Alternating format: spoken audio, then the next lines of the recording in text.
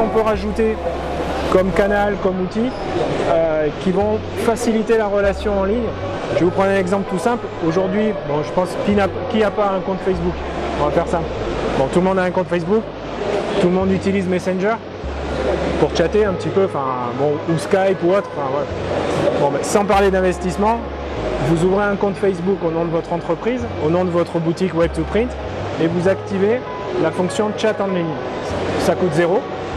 Vous pouvez dire, vous avez un problème, vous avez une question, vous êtes en ligne, chattez avec nous sur Facebook. Il faut juste qu'il y ait une personne de votre entreprise qui soit connectée, mais en général, on en trouve.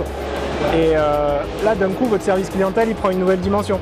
Ça interagit, c'est super direct, c'est moderne, et ça permet d'avoir une relation immédiate. Et souvent, en fait, quand je parle de conversion, il y a des clients qui butent parce qu'ils ne trouvent pas un produit. Et si au moment où ils ne trouvent pas un produit, ils n'ont personne pour les conseiller, ils partent. Donc c'est là qu'une relation, un petit chat, si vous avez les moyens, vous pouvez aller sur des outils qui là vont s'intégrer à votre site web. Ça va coûter 30 € par mois ou quelque chose comme ça, et ça va vous permettre d'interagir directement dans le site.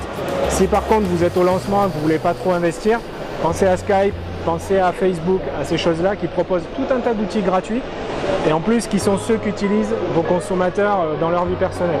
Et franchement, c'est super important parce que ça crée une proximité.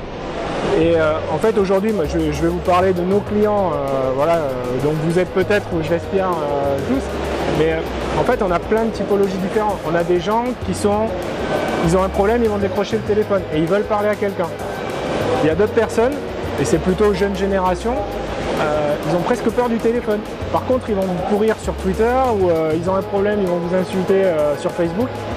Et il faut pouvoir leur proposer un canal qui correspond à leur culture et à leur mode de communication. À l'origine, pour faire de l'acquisition, de la conversion ou de la rétention, la première des choses à faire, c'est un panorama et un portrait robot de vos clients. Et se dire, parmi mes clients, j'ai peut-être 2, 3, 4 portraits robots différents, 4 typologies qui ne sont pas tout à fait les mêmes.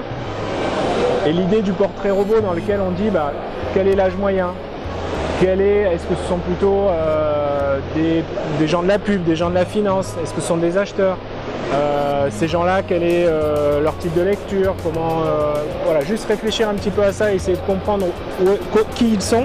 Ça va vous permettre de bien les approcher, de trouver les bons canaux de communication vers eux et de ensuite trouver le bon canal d'engagement d'une relation.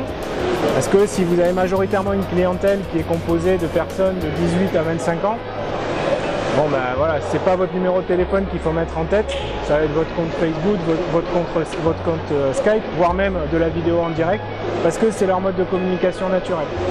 A l'inverse, si vous ciblez plutôt des gens qui sont des chefs d'entreprise 50-50, plus traditionnels ou autres, là il faut du téléphone, il faut du commercial sur le terrain, voilà, c'est une autre approche.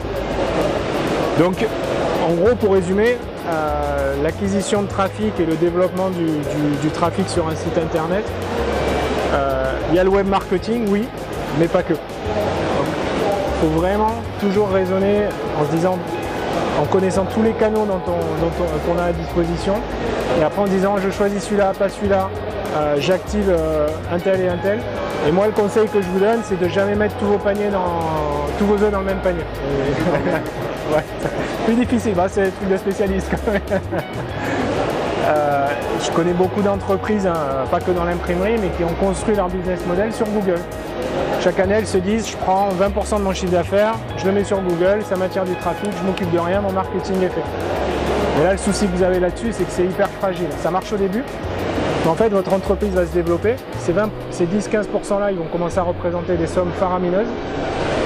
Et progressivement, vous allez voir, Google va monter les enchères sur votre marketing là. Donc votre coût d'acquisition, il va aller croissant d'année en année. Et le jour où votre entreprise commence à bien se porter, c'est généralement là qu'il y a une rupture qui se fait, c'est que vos coûts d'acquisition sont tellement élevés que vous n'avez plus le temps de changer votre modèle et de changer de source d'approvisionnement. Donc en fait, ce qu'il faut, c'est faire un petit peu de tout, de manière raisonnée, être présent là où vos clients se trouvent, se fixer des limites en coût d'acquisition. C'est-à-dire, moi, un client, je peux mettre jusqu'à temps. Et surtout, comparer tous les canaux. Je vais vous prendre un exemple. Il y a quelques années, des mots-clés comme imprimerie, flyer, etc. Je je pense que le clic ou autre, c'était 1-2 euros. Aujourd'hui, sur certains de ces mots-clés, est-ce que vous avez une idée du coût par clic? On monte à 15-20 euros le clic.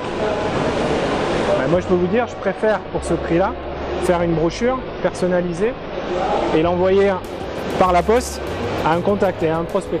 Voire même, c'est ce qu'on fait, en tout cas nous, chez Exaprint. On fait de la publicité sur les AdWords, mais on envoie énormément de petits coffrets avec des échantillons en prospection à des agences ou autres. Et ça nous coûte, ça va coûter 12 euros avec 1 à 2 euros de frais postal. C'est-à-dire que le papier devient moins cher que le web marketing. Ce qui paraît délirant parce qu'on a toujours en tête que le papier était très cher et que la pub sur Google, c'est pas cher. Non, non, ça. Aujourd'hui, les enchères dans certains domaines d'activité sont extrêmement élevées. Vous prenez le cas du tourisme. Il y a 10 ans de ça, un petit tour opérateur ou un autocariste localement pouvait acheter des mots-clés, voilà, voyage au Baléares par exemple, ça ne coûtait pas une fortune.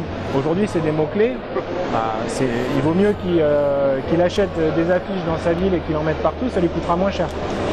Donc faut quand même se dire qu'aujourd'hui, il y a un changement qui s'opère et qu'on perçoit vraiment. Effectivement, il y a des grands acteurs nationaux, internationaux qui opèrent, mais les gens se disent, ok, j'aime bien l'expérience, j'aime bien aller en ligne, j'aime bien passer commande tout seul, mais en même temps, j'aimerais bien me tourner vers quelqu'un en local que je puisse aller voir si j'ai un problème. Et c'est là où, en tant qu'imprimeur ou agence ou autre, si vous êtes installé localement, vous pouvez dire j'ai ma boutique en ligne, ce qui fait que vous pouvez passer votre commande à 11 h du soir tout seul si vous avez envie. Mais par contre, si le lendemain vous avez besoin de changer juste un truc, ou si vous avez besoin de quelqu'un qui vous rappelle et qui habite pas loin, ou si vous voulez venir retirer le colis chez moi, c'est possible parce qu'on est voisins. Et ça, cette combinaison aujourd'hui dans le commerce électronique, elle est super importante. C'est dans les années qui viennent, vous allez voir, ça va être un des principaux changements. Les gros acteurs nationaux, internationaux, ils vont continuer à vivre, mais je pense qu'en particulier en France, il va y avoir de plus en plus d'attachement de nouveau à du commerce de proximité.